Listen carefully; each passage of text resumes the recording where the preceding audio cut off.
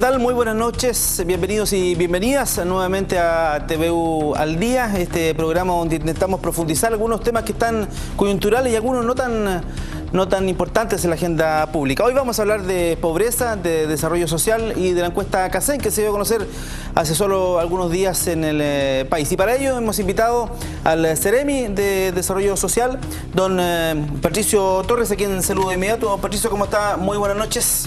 Buenas noches, muy contento, muy agradecido de poder estar esta noche compartiendo con todos ustedes. Usted ya lo debe conocer, don Patricio Torres es asistente social, licenciado en Educación de la Universidad de Concepción, máster en Orientación Familiar de la Universidad Pontificia Salamanca, España, y doctor en Psicología. Tal vez de ser el invitado más letrado que he tenido yo en este programa. ¿Cómo es ser Ceremi de Desarrollo Social versus los trabajos anteriores que ha tenido usted? Digamos, el cambio tiene que haber sido radical, supongo yo. Bueno, es un cambio enorme, es un desafío enorme también, pero también lleva de la mano un agradecimiento profundo. La verdad es que yo siempre me he desempeñado como docente, como directivo académico, y trabajando con más de 3.000 alumnos que son colegas hoy día. Hoy día me encuentro trabajando en aquello que estudiaba hace un par de meses atrás. Evidentemente que los tiempos de dedicación son el doble. Claro. El sentido de urgencia es mucho mayor, pero también yo creo que me siento un hombre afortunado porque puedo conversar con muchas personas, sentir a muchas personas en su dolor, en su anhelo y en su esperanza. Entonces, creo que poder estar presente en un proceso transformador como el que estamos haciendo es la oportunidad también de ser parte de las soluciones. Y en ese sentido, muy contento, muy agradecido. Por supuesto que tengo que dosificar los tiempos porque son muchos. La encuesta CACEN, vamos al grano de inmediato. El titular fue coincidente en todos los medios de comunicación y uno al hacer análisis de la encuesta CACEN también dice más o menos lo mismo, que bajó la pobreza, que es una tendencia que venimos ya desde el año 90 bajando el índice de pobreza, independiente de cuál sea la metodología que se utilice, porque cambió la metodología, ya lo vamos a conversar ese tema, pero se mantiene la desigualdad. Y la tesis que uno podría tal vez señalar al respecto es que se mantiene la política del chorreo, ¿no diría usted? Bueno, la tesis que uno puede sacar es que el modelo económico imperante, si bien es cierto, genera algunos elementos positivos. Objetivamente, hoy día la gente gana más dinero. Podemos decir que la gente tiene mayores ingresos. Y que cualquiera sea la forma de medir la pobreza, hoy día hay menos pobres, desde el punto de vista matemático. Sí. Pero si yo le pregunto a la gente que está en la calle, me va a decir, mire, yo estoy más o menos igual. Hay mucha gente que bicicletea para sobrevivir. Veamos el endeudamiento bancario. Veamos las pensiones, que están en torno a los 150.000 pesos, un poco menos. La verdad es que frente a eso uno tiene que preguntarse si el mayor ingreso es la forma adecuada de entender el mecanismo de medición de pobreza. Evidentemente que no.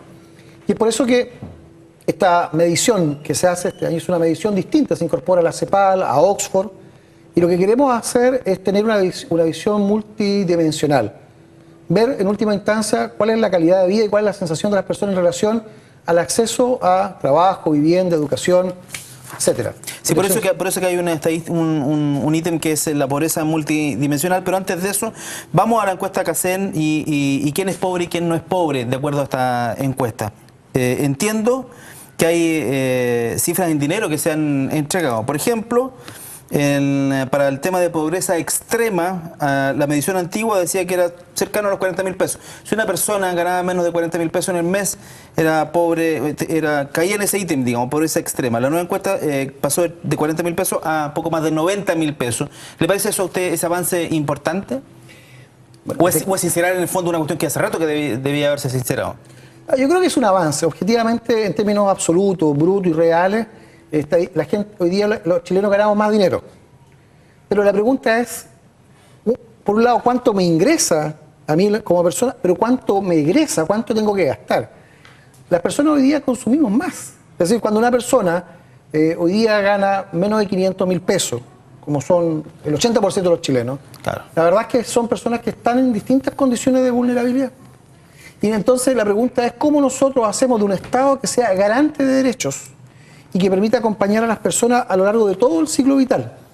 Y por lo tanto, cuando vemos un guarismo que efectivamente es capaz de plantear que hoy día las personas tienen el doble del ingreso que tenían hace 2 años, Bueno, efectivamente, eso es un dato, pero eso no nos dice nada respecto de su condición personal y familiar. Y ese es el gran desafío que nos plantea esta medición multimodal. Es decir, asumir que 1 de cada 5 chilenos hoy día está en una condición de pobreza. Porque en ese sentido tenemos que profundizar las políticas transformadoras que hoy día estamos trabajando. Por ejemplo, el tema educacional. Por ejemplo, en el tema tributario. O en el tema de salud. O el tema de salud. Veamos qué pasa, por ejemplo, con las mujeres en salud que estaban hasta hace un tiempo con preexistencia, que la segmentaban en un sector bastante poco apetecido por el mundo privado. Pero claramente ahí tenemos un desafío y eso es lo que estamos haciendo. Y por lo tanto, yo creo que la mirada hacia adelante es decir, bueno, estamos contentos. Creo que no podríamos decir que son malas cifras. Eso es buena, va en la línea correcta. Esto, los últimos 25 años ha ido a la baja y por lo tanto no debiéramos desconocerlo. Lo que no podemos hacer es destapar la champaña, sentirnos aquí todos contentos, no hay nada que hacer. Al contrario, creo que eso nos pone en evidencia la desigualdad y el esfuerzo que tenemos que hacer en poder organizar la distribución del ingreso a todas las personas principalmente. Sí, pobreza multidimensional es el nuevo concepto, lo has referido el Ceremi en varias oportunidades aquí, y ahí tenemos algunos indicadores como el tema de la educación, que influye un 25% sobre el definitivo, salud 25%, trabajo, seguridad social 25%, vivienda 55%, vale decir, una persona es pobre no solo por el ingreso que tiene, sino también por estos otros factores: educación, salud, trabajo y vivienda. En vivienda, por ejemplo, algunas cosas a mencionar: hacinamiento, estado de la vivienda y servicios básicos. Claro, usted puede tener una vivienda, no sé, de 100 metros cuadrados, pero es del año 1800, se está cayendo a pedazos y eso no lo considera nadie hasta el momento. Si me permite, en ese ítem, al final podemos poner energía. Existen más de 20.000 familias que no tienen acceso a energía. No, eso es el desafío de nuestro gobierno, es reducirlo eso a la mitad. Pero evidentemente que uno va a nivel de ingresos, efectivamente, tienen mayores ingresos, pero la condición, el acceso a la educación, energía, vivienda, la fragilidad laboral, la verdad es que no podríamos decir que esa persona no es pobre. Le agrego un datito más. Leíamos hace algún tiempo, probablemente usted también lo leyó en el diario Concepción, esto de que las familias más pobres en la región del Biobío pagan la energía más cara. Bueno, es una cosa muy curiosa. Me permitía hacer un artículo respecto, en el mismo diario, a propósito de esa noticia, en donde lo que quería transparentar es que en términos del componente gasto, dentro del gasto general, el componente energía es muy alto en las familias más pobres, porque tienen más fuga de energía durante invierno, por tanto necesitan más calefacción. Así es. Porque tienen menos acceso a leña y transporte y lugares para guardar la leña, por lo tanto ocupan electricidad. Por lo tanto, cuando la energía se debe pagar, digamos, terminan pagándola las personas más pobres. Y eso es precisamente una condición de inequidad que estamos empeñados y que estamos resolviendo, claramente. Partí yo esta entrevista preguntándole por el tema de la política del chorreo, que si usted no sabe, en la casa, digamos, es aquí están los ricos, aquí están los pobres, digamos. Démosle harto a los pobres, démosle harta plata a los pobres, en algún minuto irá a chorrear para abajo el asunto, digamos. El tema de la distancia que hay entre los más ricos y los más pobres se mantiene, también es otra de las consecuencias de esta encuesta. ¿Usted cree que deberíamos darle menos a los ricos y darle más a los pobres para que esta distancia se acorte? Bueno, si uno piensa cuál es el sentido de la reforma tributaria, va en esa línea de poder efectivamente evitar que se siga eludiendo la tributación y a partir de eso poder financiar temas tan importantes como salud, educación y las pensiones. Yo creo que un país que hoy día tiene, algunos dicen 20.000, otros $22.000 per cápita, la verdad es que no se puede permitir tener tantas diferencias. Fíjese que dentro de la OCDE sobresale Chile porque la diferencia entre el que gana menos y el que gana más es 36.5. O sea, es una brutalidad. Es una brutalidad. Es decir, claramente hoy día, cuando uno ve cómo se distribuyen los ingresos, evidentemente que nos encontramos con que hay un 1% que tiene ingresos tremendamente impensables y tremendamente desproporcionados, no solo al promedio de los chilenos que ganan 500.000 pesos, sino que en relación a las personas que ganan menos. Evidentemente que los esfuerzos de poder establecer una nueva distribución acorde con el estado global del país es precisamente el objetivo de la reforma tributaria, la reforma educacional y las reformas que estamos haciendo. Pero no basta entonces solo con subir el sueldo mínimo, que podría ser un camino. Yo creo que cuando uno habla de ingreso, es una variable, pero tenemos que hablar de gasto. Y tenemos que ver además, más allá de eso, un Estado capaz de poder garantizar a las personas ciertas protecciones. Es decir, el sistema de protección social, aquel que le va a acompañar a una persona a lo largo de su vida cuando su condición de vulnerabilidad así lo señale. Porque basta ver una persona que está más o menos bien, tiene una enfermedad grave. ¿Qué pasa si tienen trillizos? ¿Qué pasa si la casa les queda chica, se cae? No sé. Francamente, frente a eso, uno debiera preguntarse si nuestro sistema de protección social concurre o no concurre. En la región... Hay muchísimas familias que viven en un delicado equilibrio. Cualquier cosita que le suceda efectivamente hay que cortar de otro lado. Y terminan transformándose en familias pobres. Por lo tanto, lo que nosotros queremos señalar es que esta encuesta da una buena noticia, porque ese es el camino por el cual hay que avanzar. Hemos avanzado los últimos 25 años y se va reduciendo la pobreza en relación al ingreso. Pero lo que tenemos que avanzar es en relación a la vulnerabilidad y a la igualdad de oportunidades. Y a propósito de las críticas que se han hecho a beneficios como el famoso bono marzo, por ejemplo, esto de que hay que enseñarle a pescar a la gente y no darle pescado para comer, ¿qué piensa usted a propósito de esa política asistencial? Bueno, yo creo que en un país que tiene un ingreso como nunca antes había tenido per cápita, no puede estar de espalda a momentos específicos. Cuando yo digo el sistema de protección social debe acompañar y debe garantizar que las personas cuentan con el Estado en los momentos más importantes, a eso me refiero. Cuando nosotros estamos hablando de lo que llamábamos antes bono marzo, hoy día ese aporte familiar permanente, es precisamente reconocer que las familias en el mes de marzo deben hacer enormes gastos en un factor que es determinante en el futuro de las personas: educación. Cuando yo invierto en educación, cuando invierto en el mundo escolar, estoy garantizando el desarrollo de esos niños y estoy provocando movilidad social a futuro. Por lo tanto, un país que tiene ingresos de 20.000, 22.000 dólares per cápita debe concurrir, sobre todo en aquellas familias como las que se señalan en el aporte familiar permanente, son aquellas que ganan menos de 500 o 1.000 pesos, etc. Por lo tanto, estamos atendiendo un foco mayoritario de la población y no lo estamos haciendo en base a una ficha de protección social de acuerdo a un puntaje determinado. Lo estamos haciendo porque es necesario apoyar a la familia, es necesario apoyarla en educación y es necesario concurrir específicamente en marzo porque Chile tiene las condiciones para poder hacerlo. Lo que pasa que a veces esto queda un poco supeditado al momento económico del país o la decisión política del momento. Hoy día, con la ley que la presidenta Bachelet logró tener al tercer día de su mandato, hoy día esto se transforma en un aporte permanente. Y eso es a lo que debiéramos aspirar, un Estado garante de derechos de las personas. Muy bien, nos vamos a ir a la pausa comercial. Terminamos ya nuestro primer bloque. Estamos conversando con Patricio Torres, Seremi de Desarrollo Social, sobre CACEN, pobreza, desarrollo social, políticas de asistencialidad. Vamos y volvemos, no se vayan.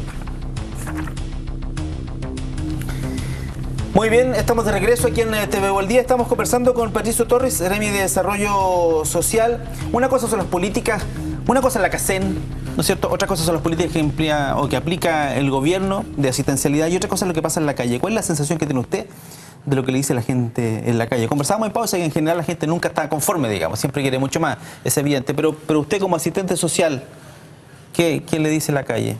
Bueno, las personas están muy preocupadas por temas asociados a educación y salud. Debajo viene el tema de vivienda. Las personas en la región hay mucha gente que no ha logrado resolver sus temas de vivienda que vinieron como consecuencia del terremoto.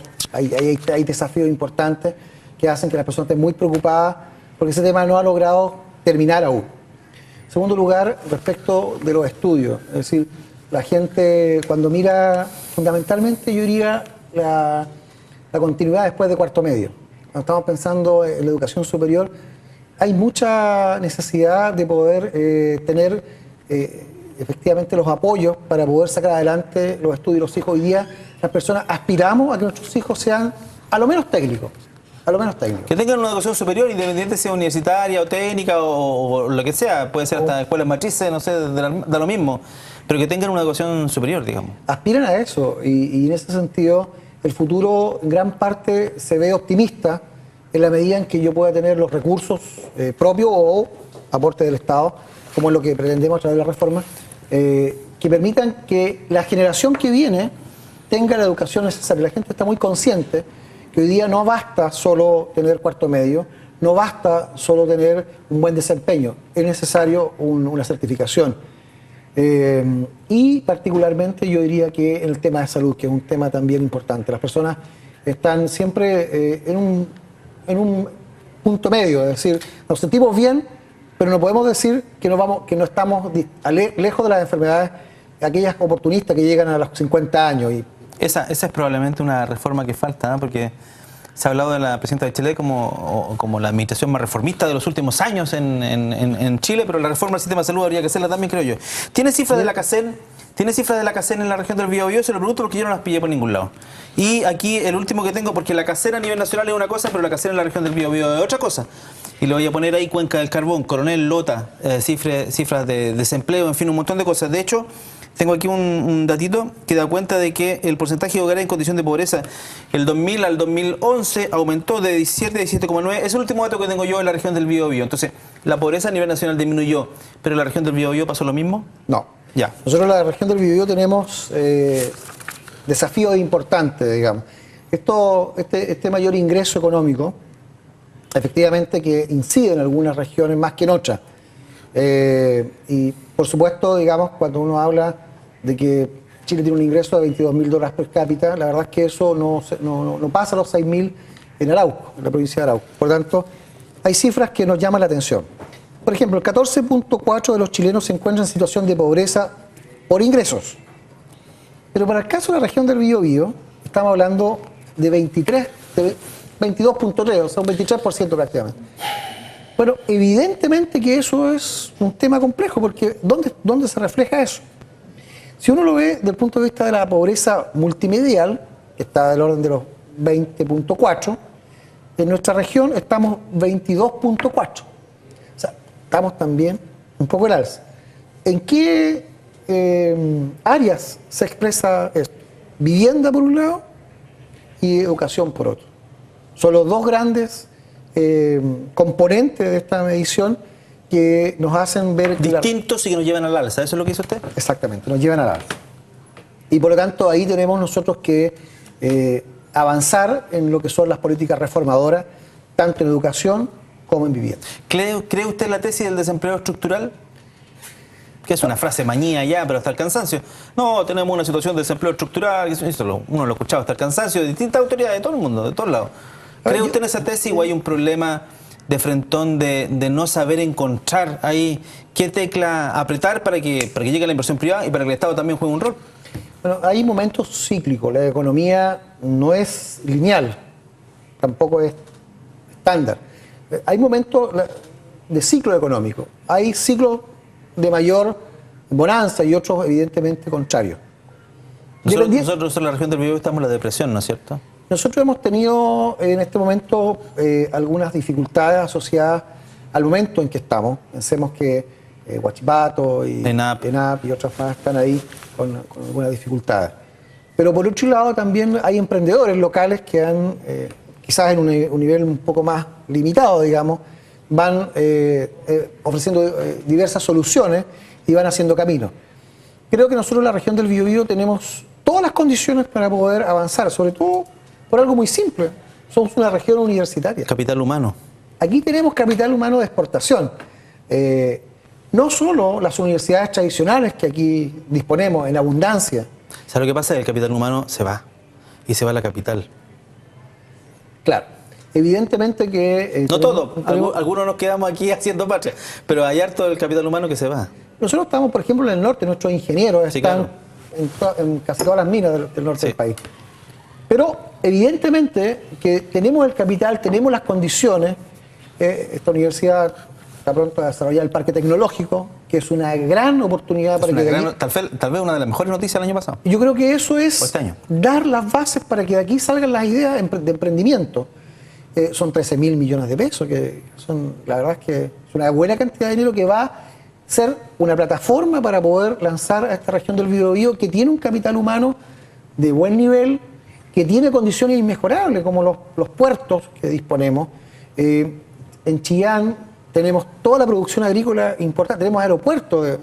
Por lo tanto, bajo esa lógica, yo creo que nos falta a lo mejor atrevernos a innovar y saber que existen los medios para ello. Hablemos un poquito de los programas que tiene el Ministerio. Habitabilidad, Chile Crece Contigo.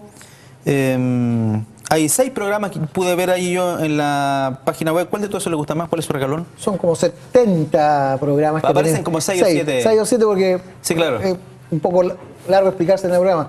Pero son los más importantes. Pero ¿qué mayor impacto ha tenido en la gente? Usted ha hecho mención precisamente a eso. El programa Chile Crece Contigo es probablemente uno de los programas más exitosos que tenemos como política de gobierno. Recordemos que enfrentar la pobreza no solo es tener más ingresos, es también el éxito de políticas públicas de los últimos 25 años. Y si uno tiene que hacer un zoom, creo que Chile Crece Contigo pasa a ser uno de los programas que está primero evaluado. O sea, un programa que ya tenemos datos firmes de cómo retorna la inversión que allí se hace.